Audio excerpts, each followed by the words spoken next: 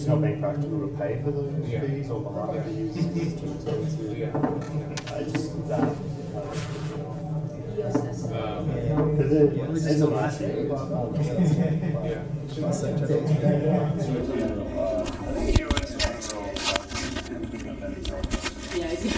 Yo, good day. We're live. Our EOS San Francisco friends are super happy. All four of them. Oh wow, we're going for it.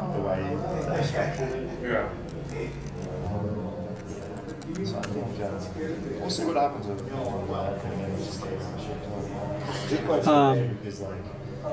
Wants to be June, you want to do like a brief version of your EOS slideshow real quick for these dudes, because I think we have some people who are like are newer. It's probably. Or do you want to just do Yeah, well, we got a microphone, so maybe if we scoot closer, we can pass the mic, because we're live streaming too. You need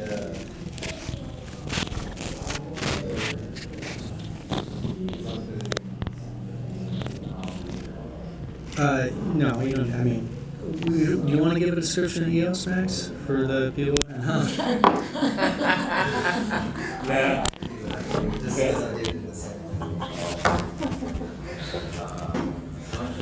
We're feeling a little rough because of the Bitcoin price. Well, we'll what's going on, man? Hey, just what? Doesn't this sound like that guy's talking anymore? Announce it. Oh, I see him. He's got a mic. He's going for it. I don't know, should I just go over there? Yeah, pop over here. There's like. Just pull the chair next to Brandon because the camera's live. So you can...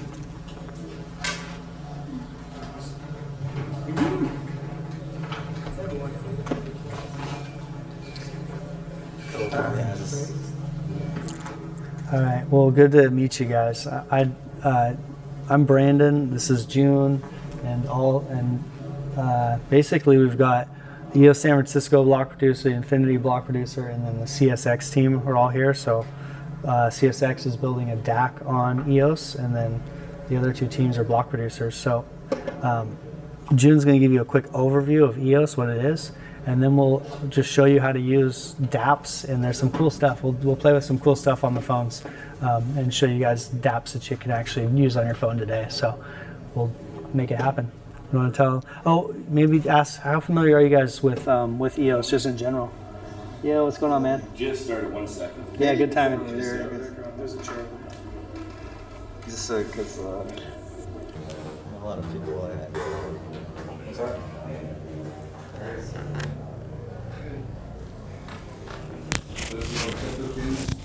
Yeah, the Crypto Kitties meetup. Oh.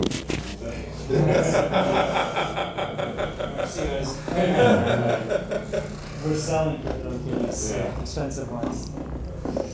So yeah, welcome guys. My name is June Dam. I'm with Brandon with the EOS San Francisco block producer team, and I also work on an application on EOS for trading, and it's a stable coin as well. So, but just wanted to kind of give a brief intro and update on what's going on in EOS. So how many of you are familiar with EOS, have played around with it?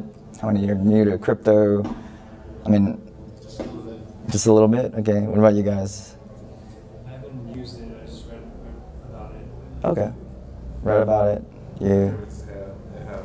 Just sort of heard about it. Okay, cool. So, same? Okay, so a lot of newer people. So, EOS is a rad intro for you guys, because we'll be able to pop it on your cell phone today, and you'll be able to use blockchain and be able to go show the people how to do it. So you're in a good spot. Yeah, it's a very practical system. But so Bitcoin, it's great as a store of value. It's a new money. Most of you know Bitcoin, I'm sure. But then you probably also know something called Ethereum, right? It's a general purpose computing platform. You guys familiar with Ethereum as well, right? So everyone's here familiar with that.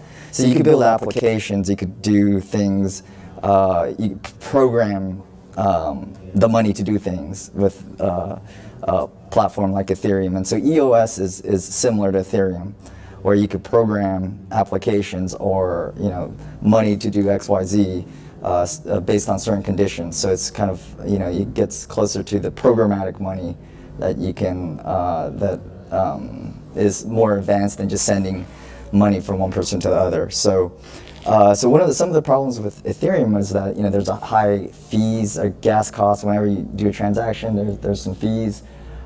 It's also not that scalable. It gets bogged down when there's a lot of transactions that occur on the network. So EOS tries to solve those. Tries to make it there's no fees on the network. So when you send, you don't have to you don't have the friction of fees. Latency is very low, so it's half second for confirmation. Bitcoin, it takes 10 minutes to confirm a transaction.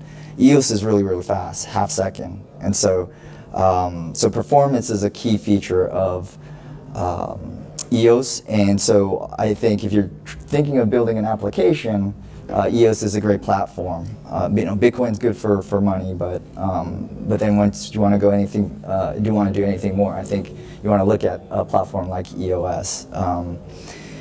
The other thing is it's really easy to use. There's human readable names. You don't have these kind of complex strings of hexadecimal addresses that you send to. It's just really a 12-character name that looks like a Twitter handle, right? So that's really important. And I think EOS and the designers always look at usability as one of the keys for mainstream adoption. So they're always looking at improving on usability for the average person. And it's secure too, and I'll mention a little bit about their security model. But so those are the kind of the key features of EOS. I'm going to show you this slide here, but it's one of the most actively used blockchains right now. And if you look at, this is a pie chart, but there's a website called Blocktivity, and EOS has 68%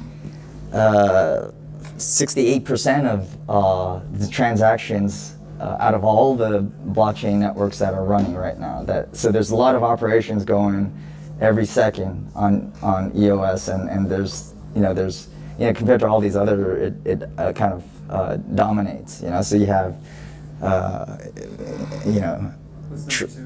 Kin is surprising. It's Kin right now is like 6%, which is Tron is like 3.9, Bitcoin is 3.5, Bitcoin or BitShares is 3.5, Bitcoin is 3.3, Steam is 3.3, ETH is 3.1. So I mean, EOS is like 68% of in terms of operations running. There's a lot of activity going on it right now.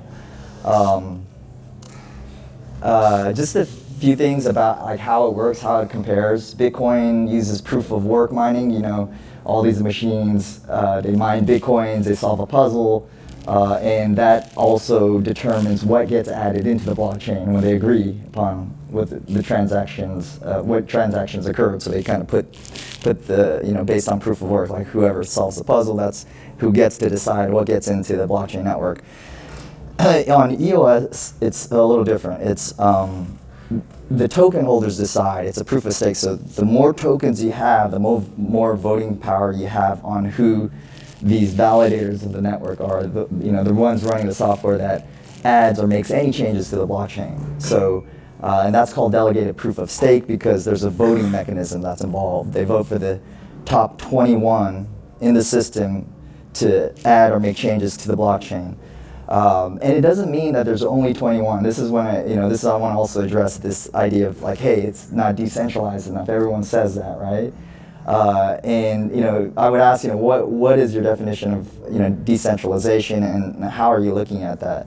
So, at least the way EOS works is, if you're a bad actor and you're not doing the right things, people will recognize that, and you could get voted out instantly. So it could be 21. And it's not only 21 too. There's a lot of backup. So if you have one, someone else gets more votes, you're going to have maybe 50 at any given month that are producing blocks. And I think up to 80 get paid. So they're probably producing up to 80 are probably producing at least one block every period, like a longer period of time. So So when people say, hey, it's it's too centralized, it's not really. There's mechanisms to get a lot of people involved in this process, and we ourselves can actually participate as well. We're block producers. We're kind of outside the top 100, but we're around there. But still, it's like we could spin up a machine and contribute and be a candidate to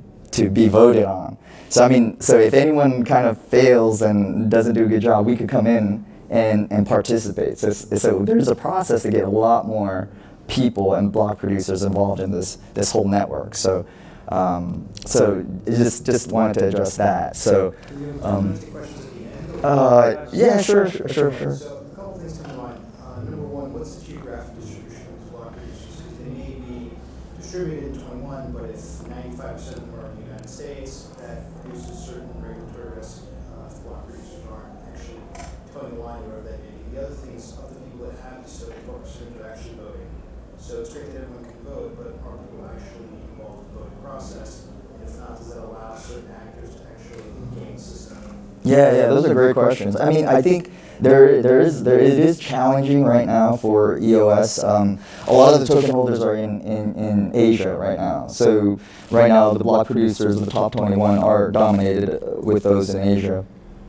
So it would be better with better geographic diversity, but it's also that's where a lot of the token holders are. So you can't. It's hard to get that balance, right? And so the other thing too is one way to think about a delegated proof of stake is that it's kind of a shareholder model. It's very similar to that economically, and I was going to talk about that too. So, companies have, like, if you have 51% of a company, if you have a supermajority, you really dictate what happens. So as long as you own the shares or you own enough tokens of the network, that's the analog. So companies are incentivized to do a good job. They have a mission to perform some business activity, and there's tens of thousands, million, up to hundreds of thousands of corporations that are based on the same modeling. And so the security model is that they're incentivized to do the right thing because that's what their business is built on,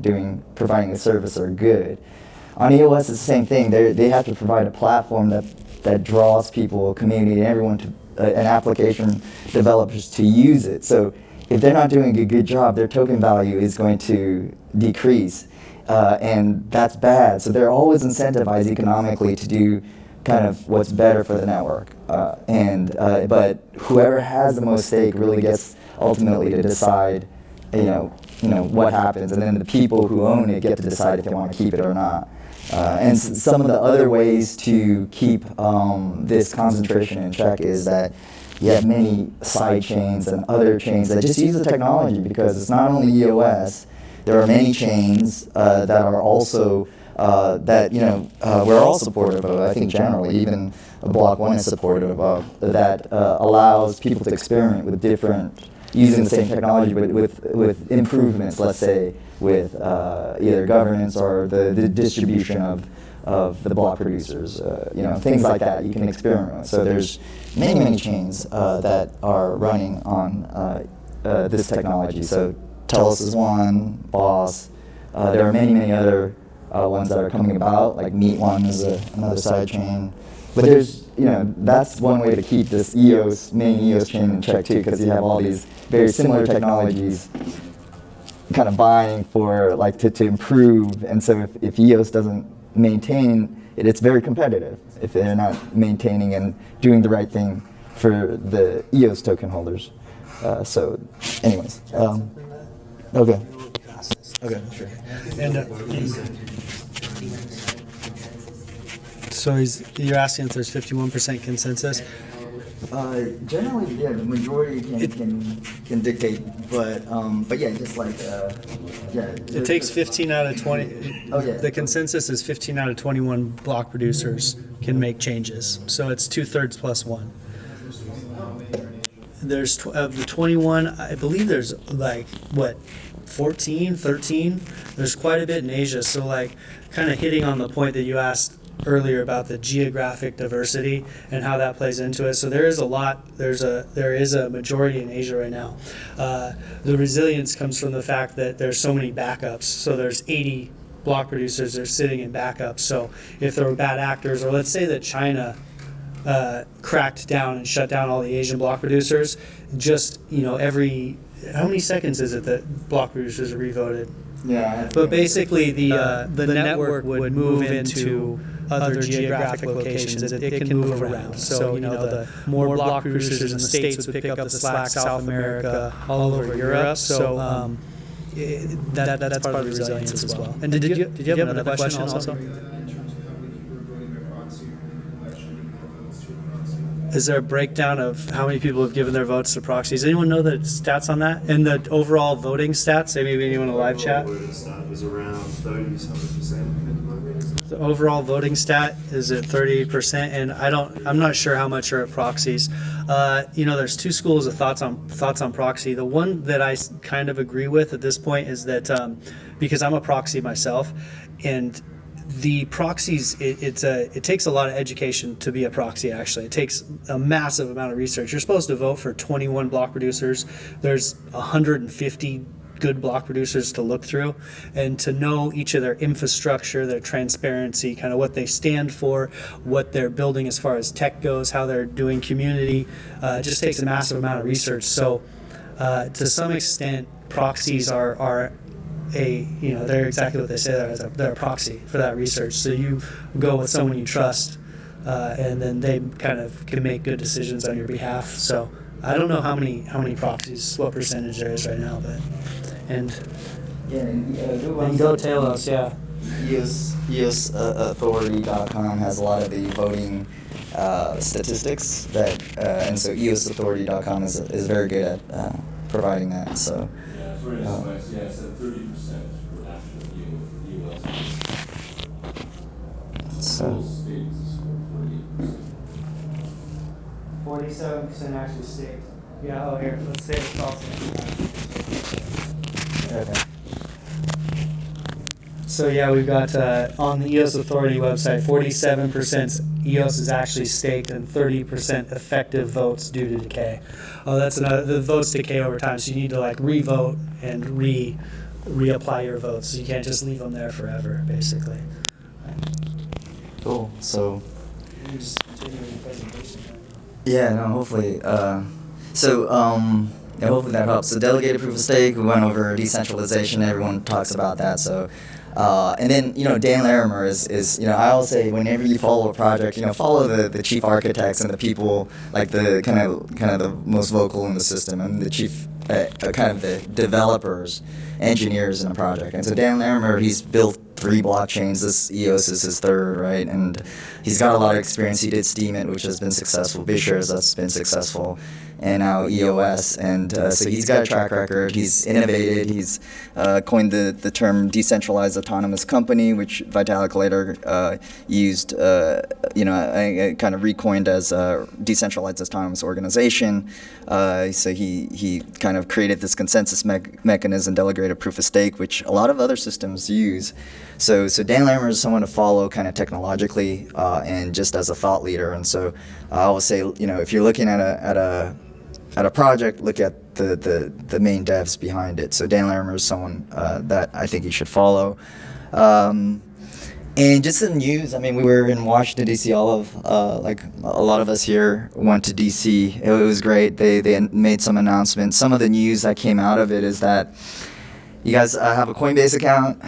Okay, you guys have Coinbase, so you could earn EOS by watching videos. They're 2 minutes long, 5 videos. You can get that $10 and earn some EOS. But they actually have some really good video content about the high level of EOS. Probably did a better job than me in explaining to new users. So if you know someone new that wants to know about EOS, just definitely go to Coinbase, earn, and watch those videos.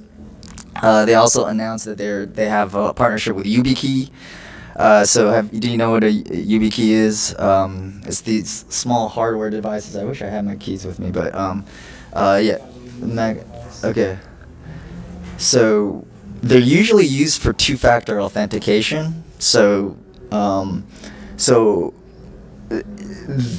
hardware is probably going to be the future of a passwordless internet, right? Because we're all trying to deal with passwords.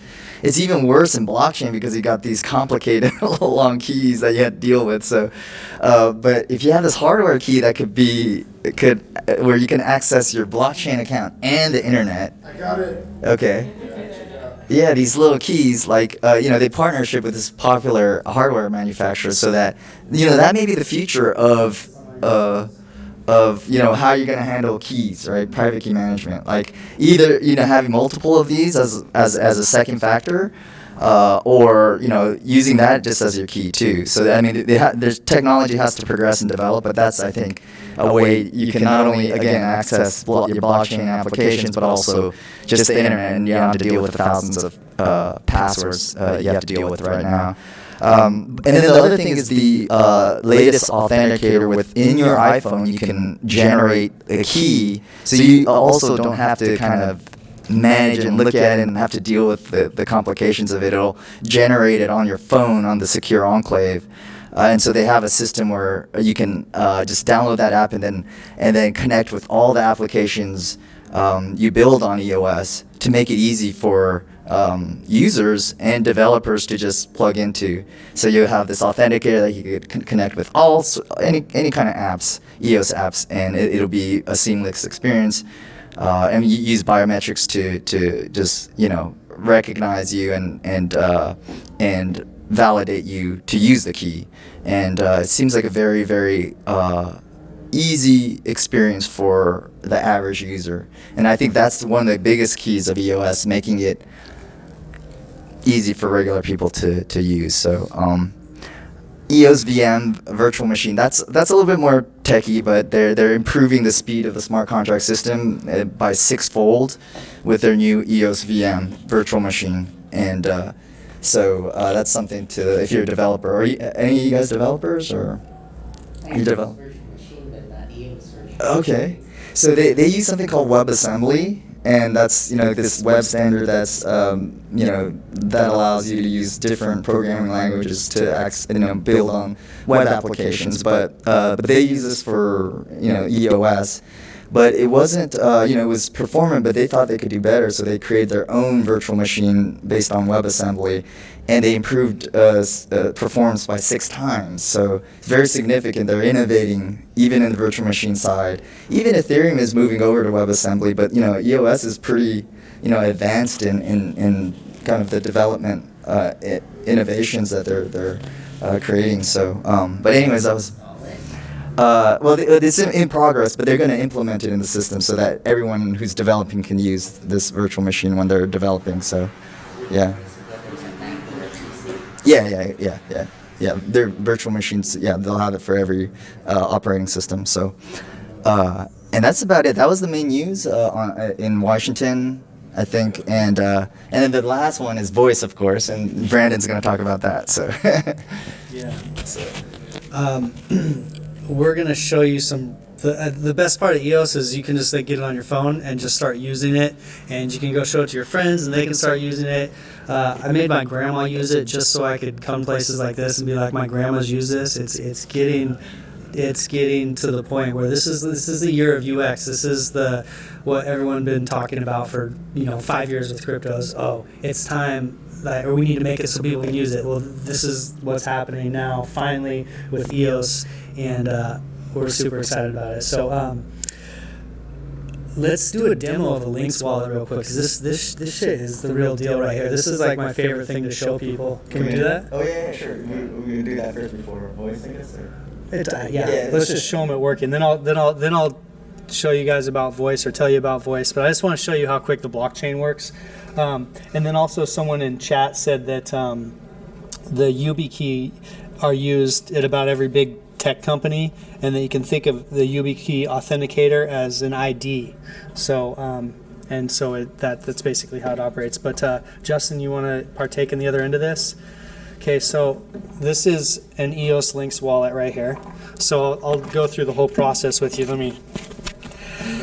And you guys can download this and create an EOS account. It'll cost you 99 cents, but that's the EOS Lynx wallet. So you hit it up and you use your fingerprint. I'm already logged in that quick. it shows my different tokens here, and then you can send and receive them. And and there's human readable names. So he's talking about you don't need this giant hash, you just have a name. So mine's Mr. Happy Money, and this one I've got a bunch of them. I've got Brandon.mail, but let's just use Mr. Happy Money so you can see it. So so Justin, send me. Mine's just loading at the moment. Okay, so what we'll do is we'll have him send me some money, and then you guys can see it kind of appear in my wallet. And keep in mind, have you guys sent blockchain transactions before? So how long does it usually take before you see stuff arrive in your wallet?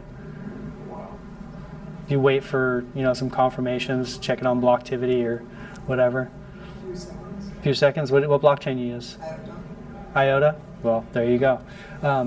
So IOTA, Tron. There's quite a few blockchains out there that are basically making. This is what the dream of blockchain is for things to actually work quickly, securely. So just a quick question. Would you know how where is the mapping to your wallet to the name that you use is stored? Is it in the central server by any chance? Do you know the secure enclave how that works or? So what I'm saying is, He wants- like you said, Mr. Happy Money, right? Yeah. You would definitely have a wallet that's lying the money sent on the chain, right? So that would be a key, like a hash somewhere. Like there has to be mapping from your name to the key. Right? So how is the name mapped to your key on the chain is the question. I don't know from like the performance side of things, but I mean it's all kind of programmed onto the chain, and you're just using your key to unlock it basically, and send I guess transactions. what he's asking is that internal to your application, or is it outside on the server side? Because if you have a ledger, everything would be in the ledger versus if you have your application, EOS application, and he's asking is that mapping between the hash and Mr. Happy Money is that on the ledger, or is it? Yeah, it's on the ledger. Yeah. It's on the logic. Yeah. Exactly. Yeah. Cool. So I'll send some EOS or Mortys or. Send whatever you want. You want to send Mortys? Send EOS. EOS is. Okay. I'll send some EOS. We should also talk about how you can change the keys on EOS. That's an important one too. If your key gets compromised, you can actually change it. So I don't think there's any other one select. Oh, sorry. Yes, associated with an account, there's two keys. There's an owner key and active key. The owner key is kind of your cold key, and so you can kind of have different permissions based on it, the way you use it. And as Max was saying, that you could, if you have your owner key and your active key gets compromised, you actually just now link that account name to your new key. Yeah, exactly. So it's really nicely designed. So. Money, so let's go next. And then I'm going to send, like 50 EOS? Send all your money, yeah. Oh, Well, let's see if I can see it on here. yeah, that's good. I'm sending, let me send it EOS. So tell us when you send it, and we'll say sure. We'll watch my account here. So that's $290. You gotta pull down on the white part to get it to refresh. Or on the white. I can leave a little memo. What time when you send it? And I'm going to send it now. So, Face ID. So that's the secure. Just send. Sent it. Yeah, it's there. There it is. So, 98. so What's your address? It's Pipernet. Yeah. So you will just go hit send and PIED Yep. Pipernet. Oh, it's saved in there. I'm gonna hit next. How much EOS did you send me? 500. 50 EOS. 50 EOS. Yeah. Okay, I'll hit next. And you're welcome. Is it somehow collateral based, or is it not? No, it's just the EOS asset itself, which can be used to stake for CPU and RAM. What I'm asking basically is it backed up with Citibank regulation? stuff, and they, I guess, at some point sorry, they're gonna I'm have sorry. to have you back it up with your money before you can use your money. So as the questions, the question is EOS backed up by money sitting somewhere by fiat? No, it's not backed up by fiat sitting somewhere. It's a, yeah, in the same way that every money is some form of trust or some sort of agreement. That's the same thing. Same way that Bitcoin functions. There's not some sort of fiat backing it up. It just is. It's a network operating on a set of agreements that people believe in. Yeah, you can easily run your own asset that is backed by a basket of currencies like Libra is. You could basically run even on EOS, so it's redundant why they actually need to create their own blockchain.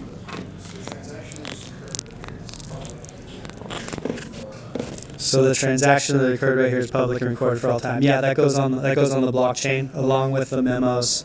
There is a project called EOS that's a privacy form of EOS. So there's just like all blockchain, it's recorded forever unless it's some sort of privacy coin. On that specific point, is it possible to actually go back and reverse transactions with some consensus or let's say the account is compromised?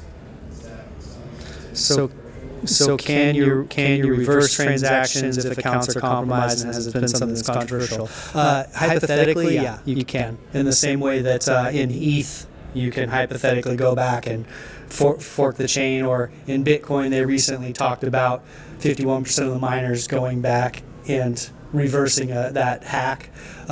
So hypothetically, it's possible, but not really possible in practice. Yeah, it would be. And if it did happen, the interesting fail-safe, the thing that makes EOS anti-fragile is that there's the main chain, which is kind of where a lot of the transactions are, but there's also a lot of competing chains. So there's Talos, which is a really big competing chain, one of the main competing chains with EOS that has a little bit of some different governance and some different rule sets. And then there's Boss Chain, there's Meet One Chain, there's EOS Black. So if something crazy were to happen where maybe a bunch of world governments got together and crushed the EOS main chain, the value would just flow out into one of these many sister chains that's out there operating as well. So it makes it resilient to that type of thing.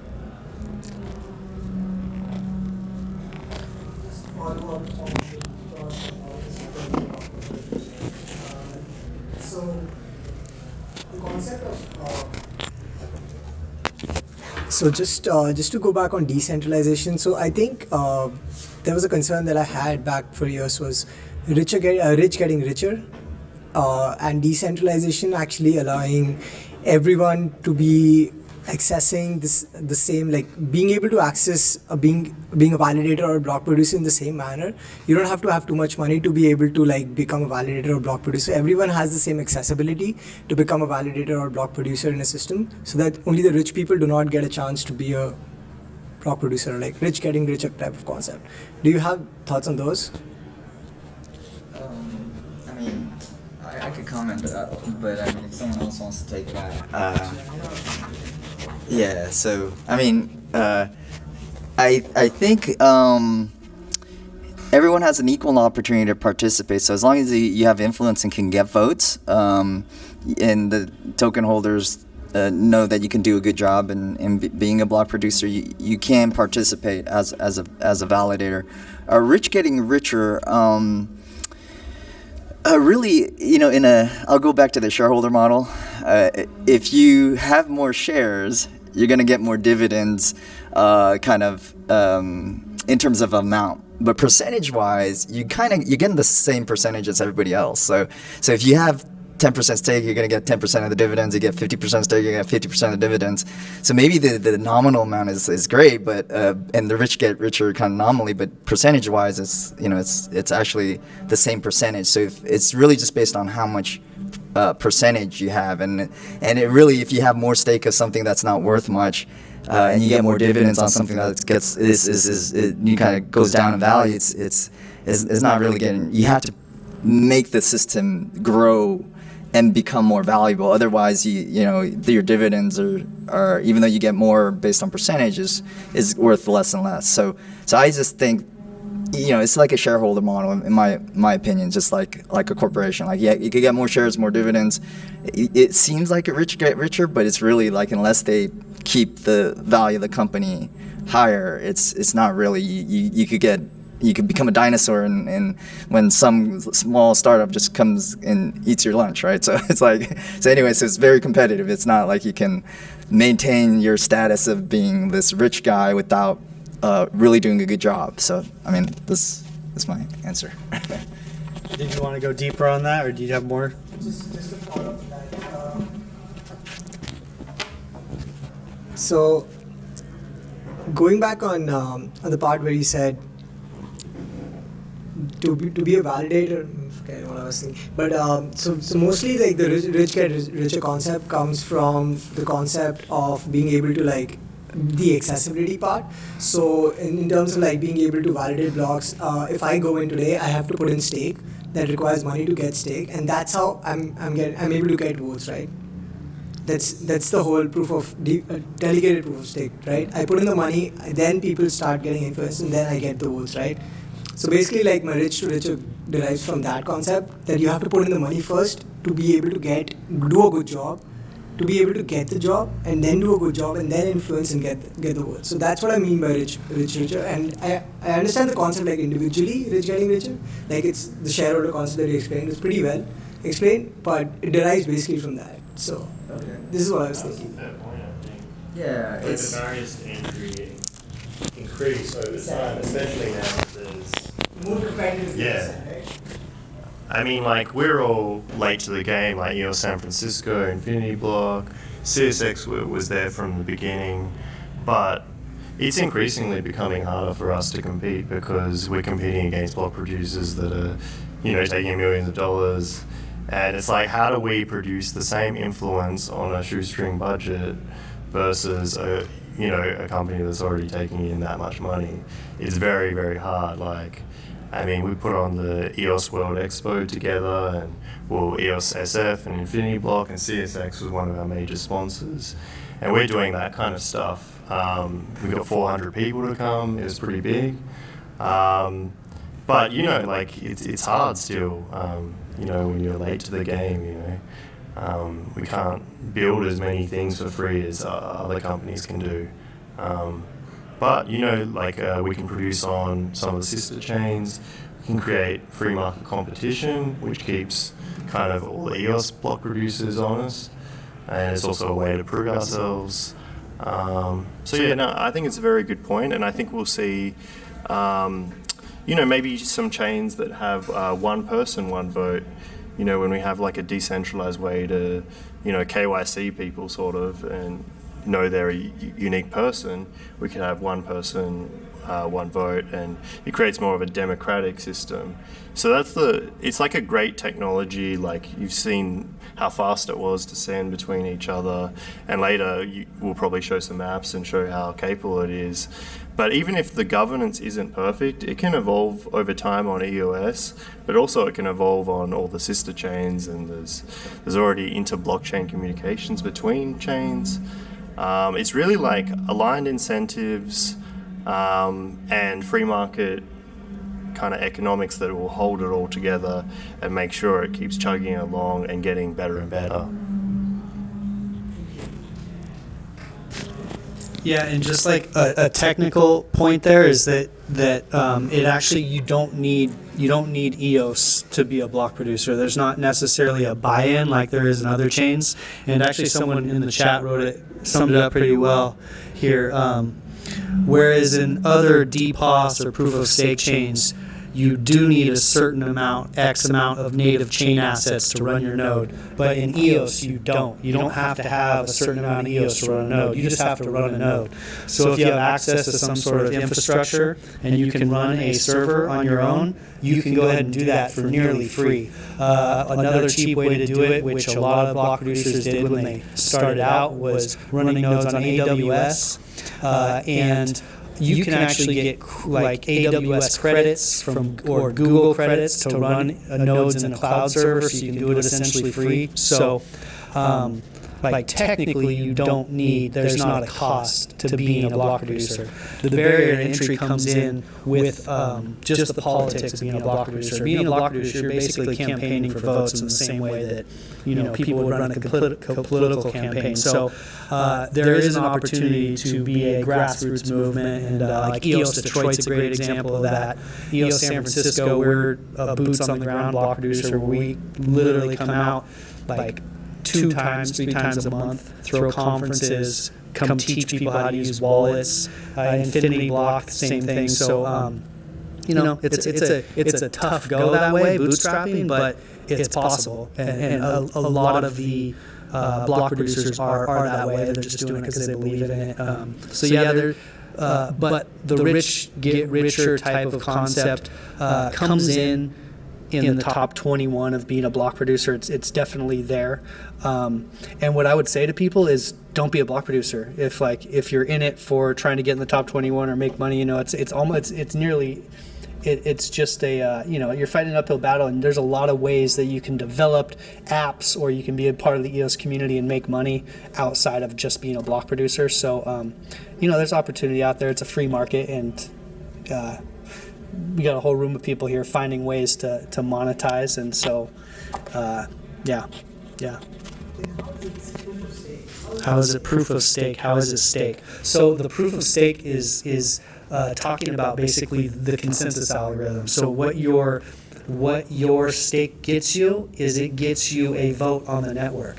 So if you hold 10 EOS, that 10 EOS gets you basically 10 votes onto what's happening. So the more you hold, the more influence you have over who the block producers are, what decisions are happening on the chain. So that's why it's proof of stake. Yeah.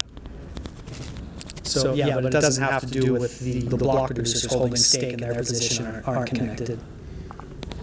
That's a bit of a delicate conversation. It doesn't need to be like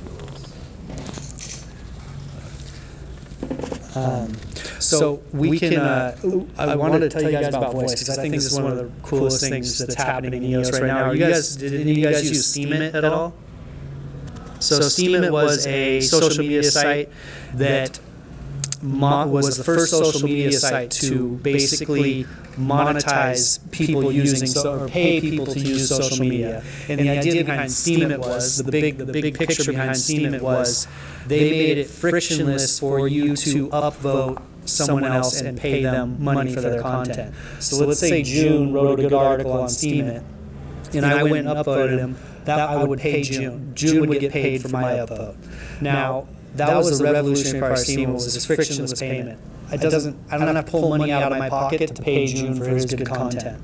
So that was a huge proof of concept as far as how social media can be used in a powerful way with blockchain.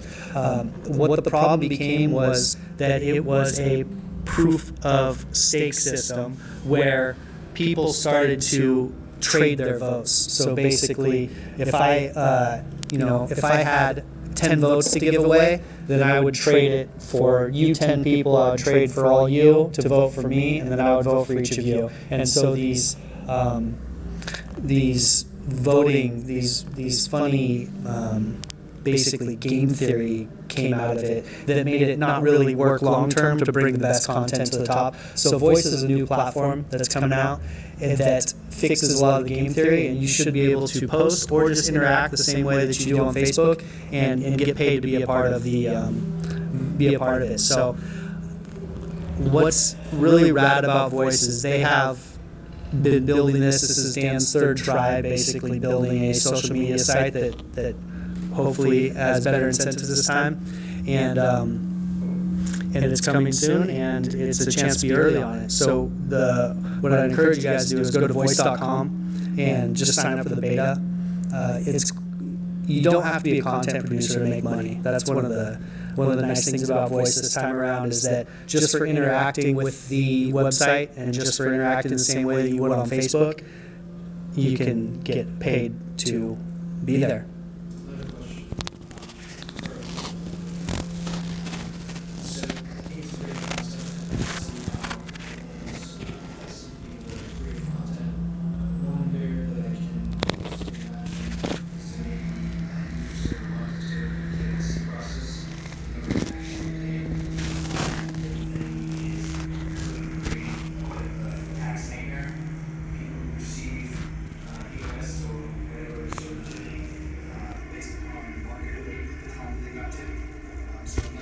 robust machine.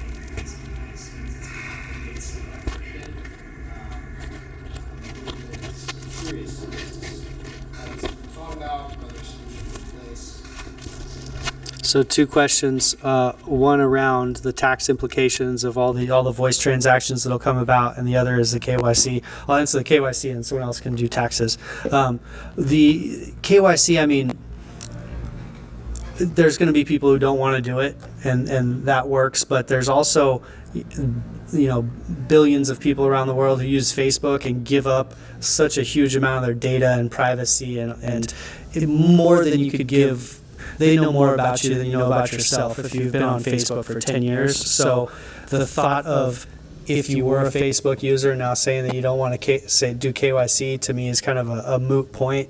But if you have been a cypherpunk and you stayed off the radar, then it's like, okay, maybe that KYC process isn't, makes sense. So for me, unfortunately I was young and didn't understand the tech game yet, and so I was active on social media and have a footprint. And so for me, I don't care about doing KYC, but there's definitely, that definitely sucks. That's definitely one of the tough parts, but it's necessary for this new voice to operate, because the groundbreaking feature here with voice is one account and one vote. So the real groundbreaking thing is, if Justin has an account, he can only have one verified account will earn him money. So you can't spam the network with 1,000 bots. You can't spam the network with a ton of upvotes. It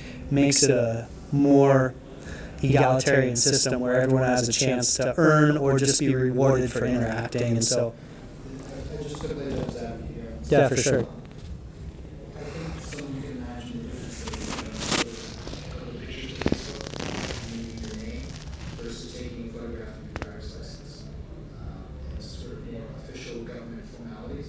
In addition to that, I think there could potentially be chilling effects for people who have controversial perspectives that they'd like to post on the network. I don't think these are showstoppers by any means. Yeah. I'm just curious as to whether or not these issues have been put on the table and have there was sort of mitigation strategies. So the thought of actually putting a government ID onto the blockchain is further along than putting pictures onto the blockchain, and it might kind of cause people to censor their what they're saying. So that's definitely been brought up, and the answer was, if you, from Block 1, Dan and Telegram chat was, but if you have something that's that controversial, then I wouldn't recommend putting it on the blockchain. So it is a platform for the masses. You can't. It's not a kind of dark web type of post whatever you want. Sure, I'm thinking more about the geographic distribution, which we discussed earlier in the conversation. Geographic here. If the majority of people are, say, in China, another place where you believe to be acceptable speech is wholly unacceptable, then that's really more information than they can about geographic distribution plus KYC. So he's asking about China, where speech is different, and so each country is going to have its own. Some countries aren't going to need a government ID. Some might need a government ID. For example, Africa probably won't require a government ID. There'll probably be some sort of other. We don't know exactly what the ID is, but every jurisdiction is going to have its own way that they kind of do their verification. And with China, I mean, they have a lot of control over what happens. So in the same way that how Facebook operates over there right now, the difference between how Facebook operates in China and the U.S., it'll be you'll see similar things with voice. It's going to operate differently everywhere. Yeah, just real quick, just some clarification. I guess Block 1 is going to be the KYC provider, so your ID is not going to be put on the blockchain. It's just that they'll be the KYC provider. They're trying to find more anonymous solutions for others. They were trying to build that in, but it's still a work in progress. So they want to have that. I think the reason why they have this KYC is a lot of they want to comply with U.S. regulations. They want to do everything by the book. So they actually wanted to do everything and had solutions of identity that might not have required them to be a central KYC entity, but they realized that at this point that they had to do that specifically because I think of U.S. regulation. So That creates a central repository of these IDs then? yeah, so Block One they're the KYC provider if I understand. It's not on the blockchain or anything, but you have KYC providers everywhere that whenever you sign up to an exchange, they're holding the information. But Block One would be this, I would assume, the main KYC provider for voice. Or maybe work with third parties as well that do KYC and share that kind of information. And every country is going to be different. So I'm hoping that there will be other kind of like decentralized KYC solutions that come about. Do you need KYC just to earn money on there? Can you participate on voice without KYC? I don't think in the beginning. I think they require the KYC. It's just a lot of the U.S. regulation. I think is the strictest. So it's unfortunate that they have to, really kind of comply. Yeah. People were not creating content after KYC.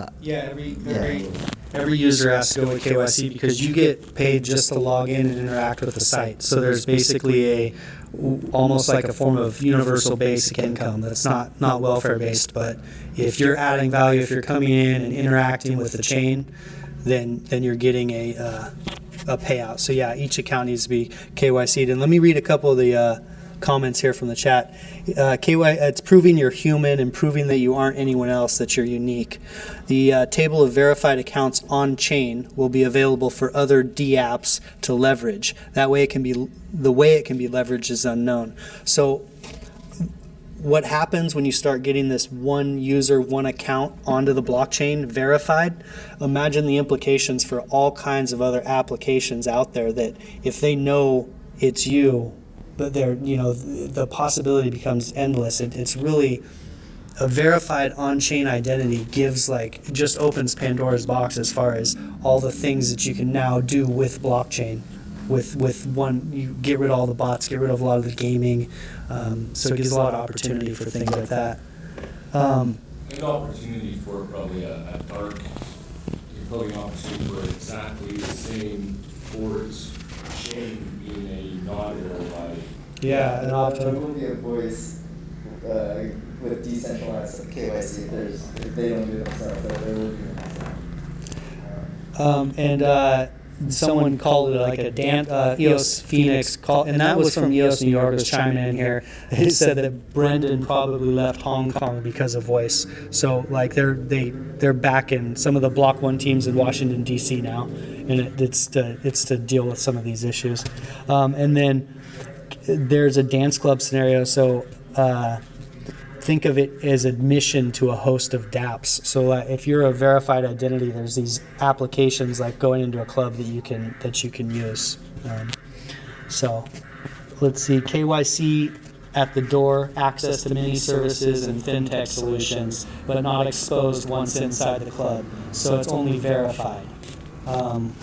Wordly operates in a similar fashion. Okay, so that's an interesting. So you're verified at the door to get into these applications, but once you're there, you're not necessarily tied openly to that identity for everyone else. They're kind of Transactions associated with that can be tied to KYC. yes, but Full mapping. well, yeah, from the basically whoever holds that KYC information, but not just a random person within the club, let's say, who's going through. They'll be able to see, but not tie it all back to your KYC.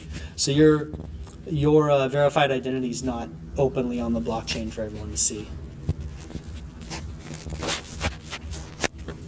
But the reality is like when we post on Steam, or like if we use a real name or whatever, I think your real name and your geography is one of the two data points that are open and public, right? If I assume. Potentially, Yeah. I don't think an alias, like, Yeah. you just need to verify yourself, but you can use an alias when it comes to change. Maybe it's okay. You still have a centralized service who does have that information, which sucks. But So, and I mean, agreed. There's a ton of kind of drama surrounding KYC, and it's because everyone is from this crypto background. A lot of people are doing this because they're, cypherpunks, or they are libertarians, or they want freedom to move their money around. So that's kind of, for me, that's kind of the glory of blockchain, is that we have all these different options. You can stick money in Monero and then tumble it and get it somewhere nice and safe where you feel good about it. You can have a KYC identity and use social media. You can put money into Bitcoin and store it on Coinbase. And everyone can kind of choose their own adventure in blockchain. So this isn't KYCing for a social media site and entrance to all these dApps is just a feature, but it's not like a necessity for people. So it gives this opportunity for some sort of mass adoption. There needs to be a killer application that millions of people hop on board and start using blockchain, and that's where voice comes in. It's the KYC thing. Bottom line is, a lot of people are just going to do it and not think about it or care. And yeah, go ahead. I have no issue with KYC. Whenever I hear about a new project, I hear about lots of projects, the first thing I like to do is try to poke holes in it and really understand, like, what are people thinking about these things, what are the discussions that have taken place thus far, what kind of mitigation strategies are there. I think that gives you more confidence and taking interest in following the project more, and knowing that the people behind it are actually, plowing ahead, but also taking a second to look to either side to make sure they're not running off the cliff. Yeah, you may be, if you're active in Telegram, there is an EOS, a main channel, and then more importantly, there's a Dan, I think it's called a fan bot, where you can get just all of Dan's comments, and he goes deep into, and you can ask these questions too, right, to Dan in the EOS main chain or to the community, and it's this massive learning experience. It blows my mind. And I stopped watching YouTube or anything else. I'm just reading through these long threads of theory and people talking about the things that you're asking about. And there's all kinds of really cool, intelligent conversation going on with the CTO getting involved. That's just real time. It is amazing to see go down. It's a really unique opportunity there. When Apple was coming up, you couldn't go in and see what Steve Jobs was thinking about or brainstorming behind, at the board table. But with this huge shift, the transparency with Block One and what they're building and all these things they're thinking about is stunning. It's one of the most interesting, to me, it's the most interesting thing in the world. So if you're interested in that type of stuff and you like poking holes and throwing out questions and stuff, it's a rad Telegram channel, really fun to be in. So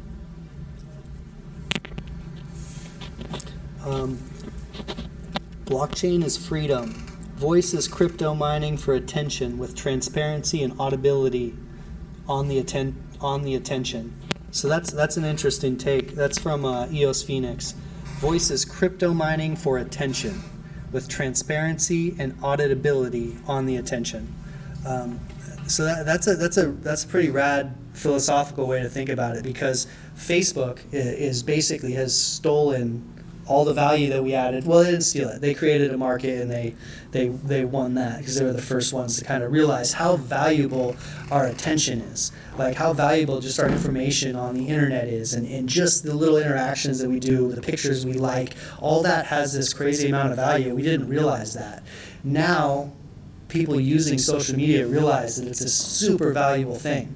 And what voice gives the opportunity to do, like this comment says so concisely, it gives the opportunity to mine the attention with transparency and audibility. So it basically takes that Facebook model. There's all this attention, all this stuff happening, but now you're mining it, you're getting paid for it.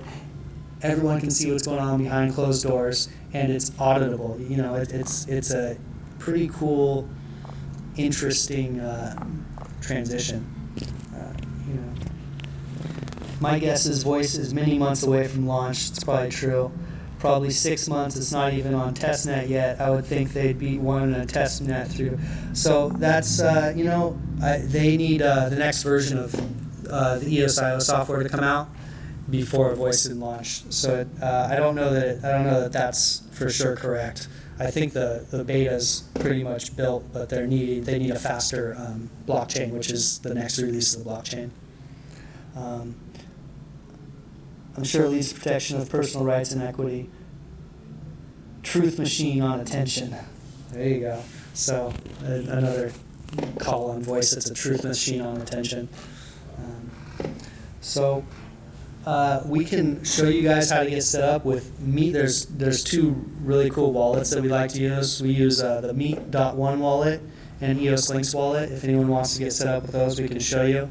Another call to action is if you guys are interested in voice and the social thing, voice.com, super easy to remember. I think they spent $30 million on that website, voice.com. So they're going for it. They're trying to compete with Facebook. You don't spend $30 million on a web domain unless you're trying to do pretty big things. And then they have $150 million for marketing. So once they launch this, it's going to be launched with some pretty massive pomp and circumstance, if you will. So we'll see what happens.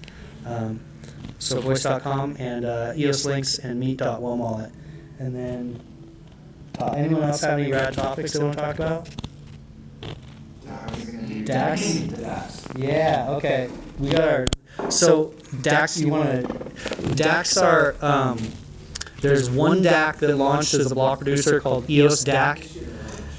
And then there's the first DAC that ever, Decentralized Autonomous Corporation, the first DAC that ever launched on the main chain of EOS is this gentleman right here. So he's going to tell you all about that. This is interesting stuff. Can you pass me those tissues? So I think they blocked, the big dip today. We have our own tissues. Flock slaves. I think EOS is really a DAC, a decentralized, autonomous corporation or community, in the sense that they gave it to the community, and now we have a stake, and that stake can be used to vote. And this whole model of EOS DAC and the model that we followed is really similar. It's bringing in people that, instead of just being a user, they're now a stakeholder. So my history is in agriculture, is in forming cooperatives, and knowing now that this new age that we're in the community is one of the most important things.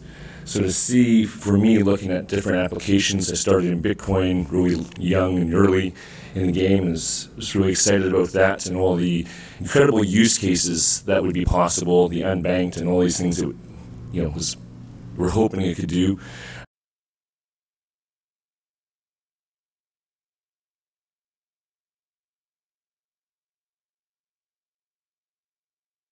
It had this next governance layer, and when I heard that, I knew it wasn't going to work because now now you're putting a human factor on board to see if we can cooperate.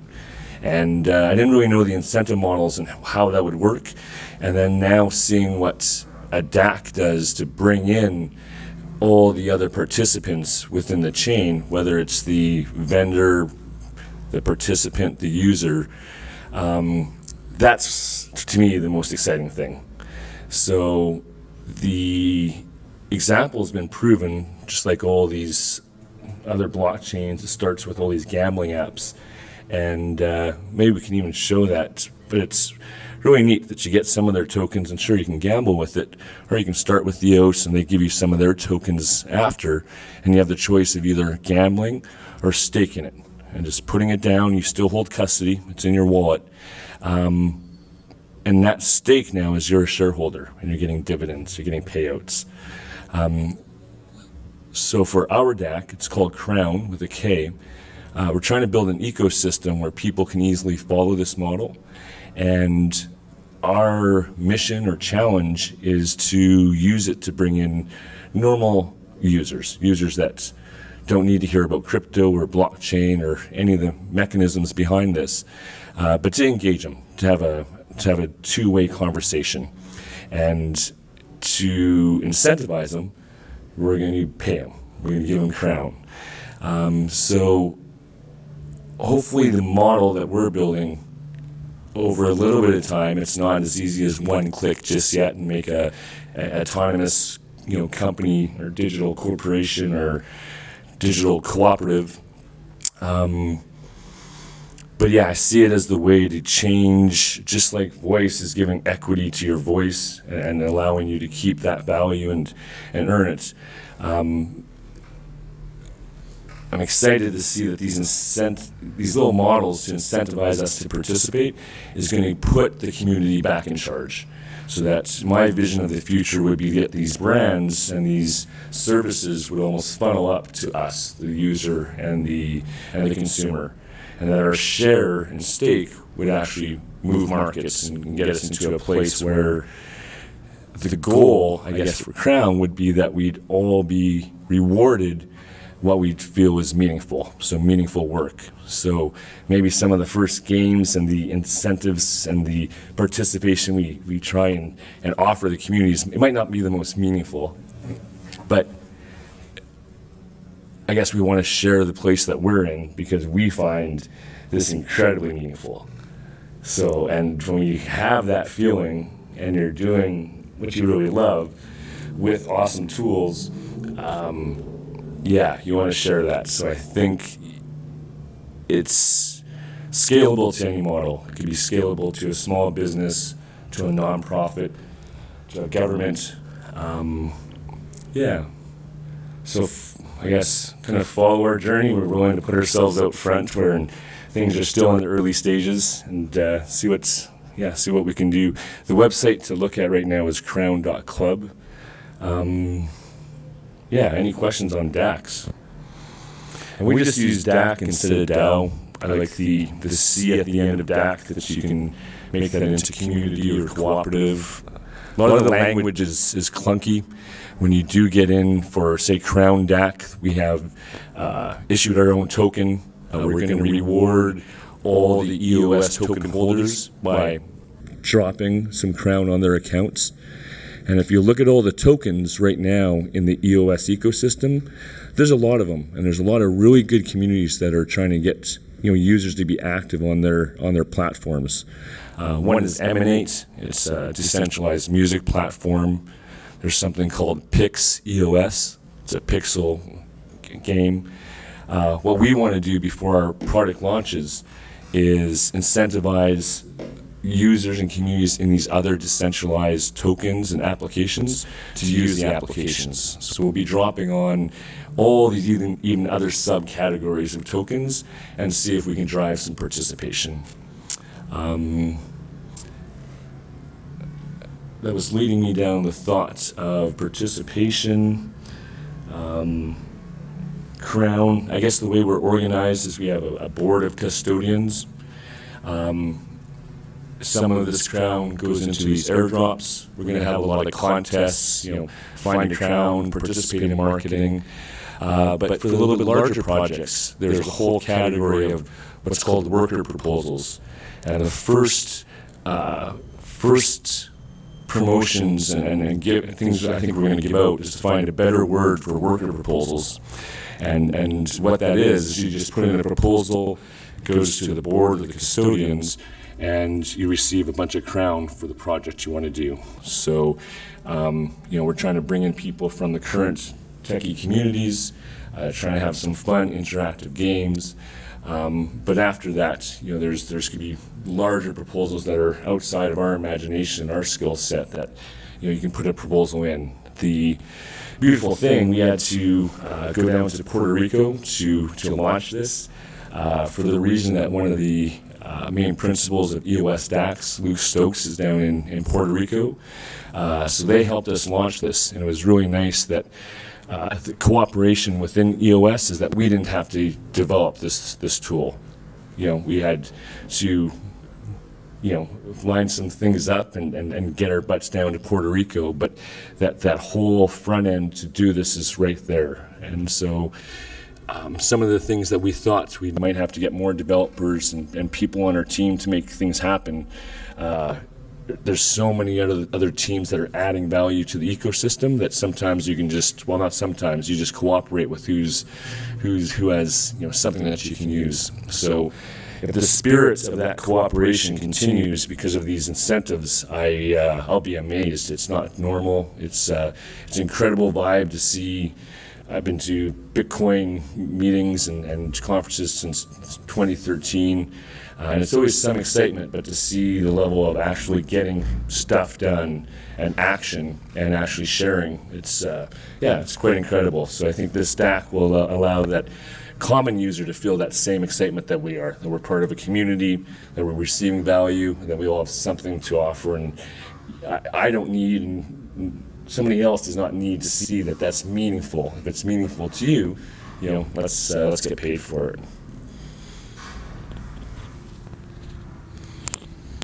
Right, DAC attack. DAC attack is back, Jim. Rad, you guys have general blockchain questions, or what's up with the chat over here? You guys have any questions that you think that we should go over for our EOS community here?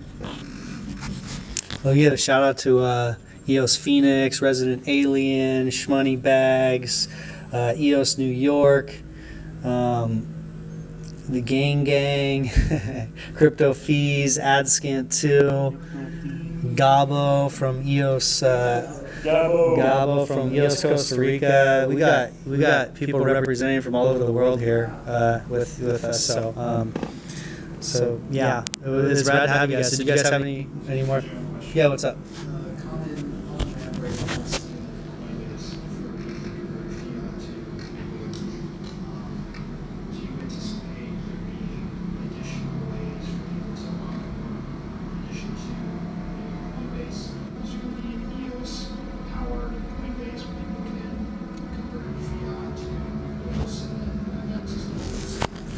So what are on-ramps and Coinbase is right now, and what on-ramps are coming? So Coinbase just came out with Coinbase Earn, which if you sign up for a Coinbase account, you can now watch some videos to educate yourself about EOS, and they'll give you $10 worth of EOS. So it's kind of a cool on-ramp.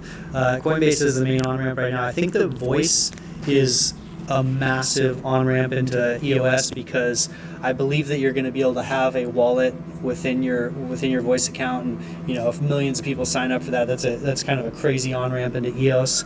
As well, the fact that you're not going to have to input money, you just go use it like you would Facebook, and your interaction is going to gain you that daily reward.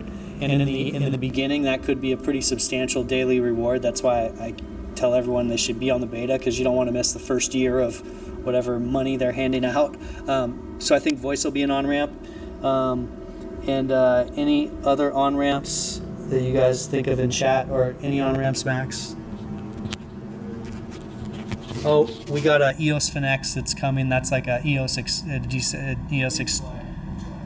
what's that?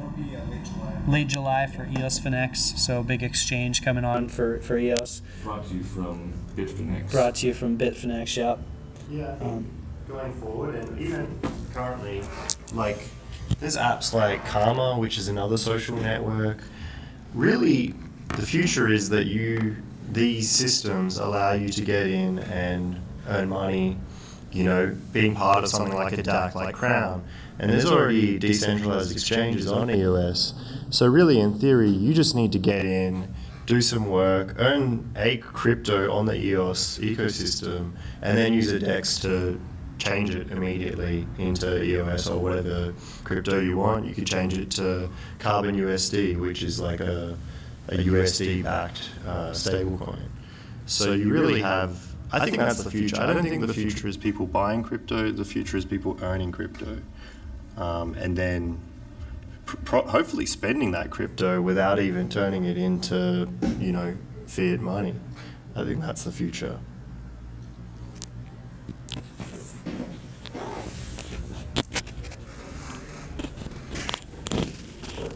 topic? Good. Good topic. All right. I think that wraps it up. We can show you guys on your phone if you want help setting up a Meet One wallet or a Lynx wallet. We'll help you guys out with that. Or if you have anything going on, and then if you guys in the live stream want to chop it up, you guys can ask any questions. But we're gonna kind of end the official part of this. So if anybody wants to look at that interface on EOS DAC, if you have one of those wallets, I can send you some EOS DAC so you can see constitution and a framework for, the bare bones of what you need to, start your own DAC. What it means to be a custodian. You can see what variables you can change, and at least you can get in there and vote and be a participant in the first DAC on EOS. And if you guys vote for Infinity Block as a block producer, EOS San Francisco, EOS Detroit. We got these, CSX. Not wearing that shit. We'll make it. Oh, there you go. Yes. So if you guys go to crown.club, just put in an email address and we'll hook you up with some crown tokens when we start giving those out. I'll add that in the chat. It's just a phone app, or is it desktop also? Is it just a phone app? It's the interface is on mobile. The interface is on mobile. So it's not desktop. Oh no, it works on your browser. Yeah, it works on mobile. It does work on mobile right now. It's live. Rad. That wraps it up. Oh, if you guys want to learn about EOS, let me chill for a second here. There's this thing called the EOS podcast. You can get in the game. So just Google EOS podcast or whatever you want. You can listen while you're supposed to be working. That's how you learn best. And now the Telos podcast. And now the Telos podcast, yeah. And also we're block producers on Telos too. So both of us are. There's multiple blockchains. Telos is pretty rad. They got some good stuff going on. Swirl tokens, Acorns, if you guys want some free tokens. So yeah, check out Telos too. You guys know the show Mortys? And their shitcoin now. It's an intergalactic. Yeah. Like it's basically an intergalactic bribe coin. So, you ask for a bribe or you bribe people to do something. It could be to retweet your shit, or just do something stupid, or create a meme, or go. A lot of people have I saw one guy in New York. He was going up to people and saying, "Oh, where do you get Mortys?" Or asking to pay your bill in Mortys. That could be a bribe, and you say, "Oh, 10 million or 1 million Mortys to do this bribe," and people would do it. And the circulating supply, or the supply cap, is actually 10 trillion. So there's lots of Mortys to go around, but it's been probably the most interactive token I've seen, because people are just doing all these bribes. It's going to be the next Doge, I think. It's just crazy how much interactivity. And I personally, I think Mortys has a value now. I would, once it's on a decentralized exchange, I'd happily pay a couple of EOS for 1 million Mortys so I can bribe people to do shit. So yeah, definitely, check out Morty's intergalactic shitcoin. It's the best. If you guys sign up with the EOS account right here, we'll bribe you with some Mortys. Yeah. And we'll send it to you today too. Yeah, you just got to shill the hell out of Mortys. I'll give you 10,000 for every shill. We can do it. Awesome, 10,000. I've actually got a million Morty bribe out right now. My million Morty bribe is for people. It's for people to shill the EOS podcast. So you have to go on Twitter and write, "I love the EOS podcast because," and then write some shilly comment. For a million Mortys. And then I'm giving them a million Mortys. So I'm doing it. yeah, today's actually the last day for it. Today's Thursday, so yeah. So get in there and do something creative. Actually, surprisingly, it's been the creativity is not what I expected for a million. I'm just saying. I would have done something. We'll see. I shouldn't say that. Live on here. There's probably people who put something on there, but yeah, I was just so Is there any info about voice KYC? Yeah, we were chopping it up about voice KYC a little bit ago, Adrian. And then, yeah. Actually, I just realized all these people are lying many things. I'm going to be sending out a ton of worries. Yeah, send your Mortys to Mr. Happy Money, and I'll shill you, or I'll shill whatever you want right now in front of these newcomers. All right, cool. Yeah, we're all done. Thank you guys. Thank you guys. Super cool to meet you.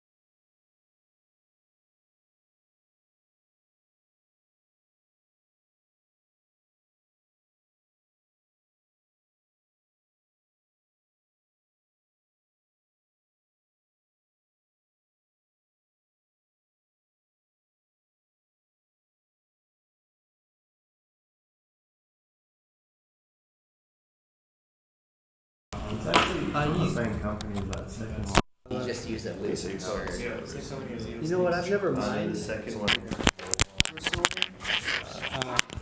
because that's the reason why I came here is to find The a best- faster way to do so rather than using. Are you mining proof of work chains? I'm just making a blockchain, okay, in order to make it work. I have to break my own hash, the nonce basically, okay, and I'm just using a loop and it's taking forever. Is there a way to do it faster? I actually have never mined, so I'm not the one to ask. June, have you ever mined Bitcoin? You know who has these? He has a mining question. Do you think that you might be able to answer it? Make it work faster. Yeah. Any program to recreate the hash of your blockchain. Yeah, you know, apps don't work. You know what? I don't have the right answer, but I can find someone that knows. I mean, Sometimes. I'm just using a stupid. Cheers, guys. Thank you guys for coming. Sonata Systems and John McCoffey and Adrian That's and the $1 million question. EJ. Actually, what I just asked you because I've asked. What'd you ask? He's asking about mining. How do you regenerate the hash rather than using it? Or in which case? Okay. Unless something's going on. Thank you guys for coming to the REKT support group. I know this has been rough for all of us, but it's getting better. I'm shilling the EOS podcast. Listen to it. I'm shilling Mr. Happy Money Proxy, where I vote for transparent block producers. Shilling EOS San Francisco block producer. I'm shilling CSX and Crown.Club, EOS Detroit, Infinity Block, Morty tokens. Hybrid.Games, which is my sound engineer who's a gangster. Super cool. He's been doing new sound for the EOS podcast. Okay. I think that's it, unless you guys have questions. You guys are rad, dude. I'm so pumped to be a part of EOS and this little community. We're killing it. Much love, everyone. Cheers. I'm out. Billions and billions. Well, then why would you worry about the infrastructure? If you want hot water in your house, you don't worry about what the pipes are doing. Go to the guidance and the pipes, right? So your thought pattern is not probably relevant maybe back in space stuff might be wasn't working. But I think what you do then is you figure out more of your application and you have customers. The hardest intellectual property is actually having a relationship with customers who are going to use this, right? So if you can build something if you have you can use EOS right now and not have to worry about any of that. Pay for it. Ethereum maybe do the same, but you'd have to pay for gas. Straight away. All right, you can go on here now. Of course, they'll teach you. And they can contact you. I'm already past that. Okay, so there's just trying to So make what it better. languages do you work in? I just use Java. You can tune right in And what I love about the EOS will put your the application. UX is great. It's like, how sucky is it every time there's a login? Oh, perfect. This Yeah, you just, then this you is could have then like, instead of the key is if that's your driving question, then I would think this might be a good one to see. You're gonna get you to that next step of going, hey, I don't have to worry about. I don't need to worry about. Yeah, but you don't really need to worry about that. Is what I'm saying. yeah, Do you know what I mean? it's gonna be great. I know the reason why we do that conference, why would you worry about that is because people pay billions of their hard-earned dollars on the billions of each on top of that, and for the sister channels. I'm just talking about EOS, They know that. but I think that if you go into some of the codes on, you can find out with your Java studies, or try and pull that questions out. Most people are using loops, okay, and I'm just saying, I'm just asking. Yeah, and I'm not Is there pro EOS. Yeah, I can't talk on that depth of Yeah, actually, but I just know that my guys on the back end are giving me a talk to and say, no, you don't have to do it. Loops. This is working on single threads of all these 21 different block producers. And if that wasn't fast enough, it's still into a virtual machine that's 6 times faster. So they're doing more transactions than anyone else. It's, I don't call it character. I don't know what kind of loops. The bottom line is the base information in the chain, and what my customers want me to be responsible to make sure it doesn't break seems to be there. Where else all these billions of dollars can flow out of it and go somewhere else. It's just that's my 2 bits. I don't have any bullshit, so I just hopefully gave you the most honest answer I could. Was that good? Was that good? Okay. Oh my God. Yeah, right. Sometimes I